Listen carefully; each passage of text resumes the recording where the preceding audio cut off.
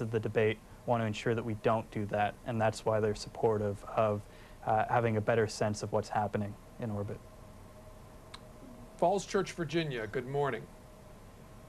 Good morning. I am calling concerning a recent move by the National Aeronautics and Space Agency. In view of the problem we have with commercial aviation approaching gridlock, they have recently devoted all of their budget to space programs at the expense of aeronautics or near space programs. I wonder what your reaction to that is. Incidentally, it also adds about 2,000 jobs for a total of 4,000 jobs at two different space centers. Appreciate your comment on that. The thing I'll tell you about as far as near space goes, I don't know as much about NASA as I do the Pentagon, but near space is becoming an area of increasing interest for the military. You're seeing a lot more out of Air Force Space Command for demonstrations in this area. Even the Chief of Staff of the Air Force, General John Jumper, has taken an interest in the near space arena. You know, one of the advantages that it offers is it's closer to the ground. You can put up much less expensive systems, and they can dwell over an area of interest much longer than a low Earth orbiting satellite can. So I think you're going to start seeing a lot more in this area if, on the Pentagon side. What part of the Pentagon is working on space control projects? Air Force Space Command is the main area of the Air Force where you see this kind of work coming out of, whether it's the acquisition of systems or talking about the policy. And how much is the Pentagon spending on this? On counter space in general?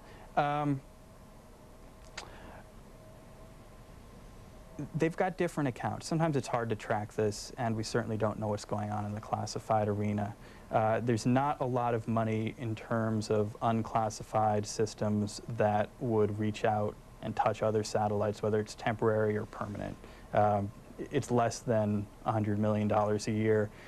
There's a lot more money in the surveillance area. You know, we're spending several $100 million in 2006 for the Pentagon's requests for their new surveillance systems based in space. And is this countercom program that you were talking about currently active? Yes.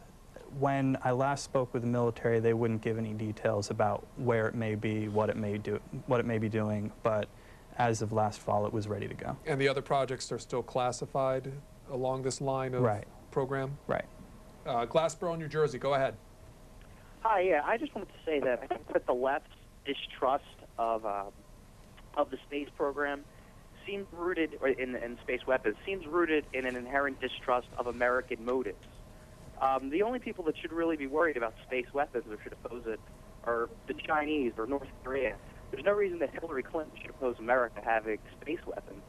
And it seems to me that opposition to this is almost purely ideological. It makes sense in a more dangerous world where we have rogue nations like North Korea that could strike one of their neighbors with a nuclear weapon. It just makes sense to me that we should be doing this, and I don't understand the left's ideological backlash against it.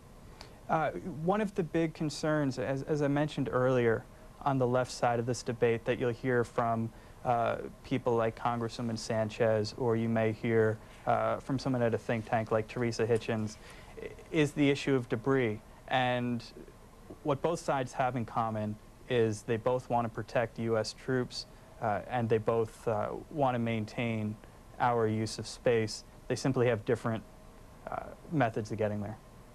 $26 million budgeted for this kind of program for 2005, a request of $25 million for 2006. Projected a request for 2007 to 2011, $286 million. Overland Park, Kansas. Yes, good morning, gentlemen. My question relates to, well, I have a comment first. You know, the Soviet Union, they spent a lot of money on military space programs, military and on space programs. And as a nation, they went broke. Now, our current deficit is running into the $7 trillion and above. Well, I'd like to ask Mr.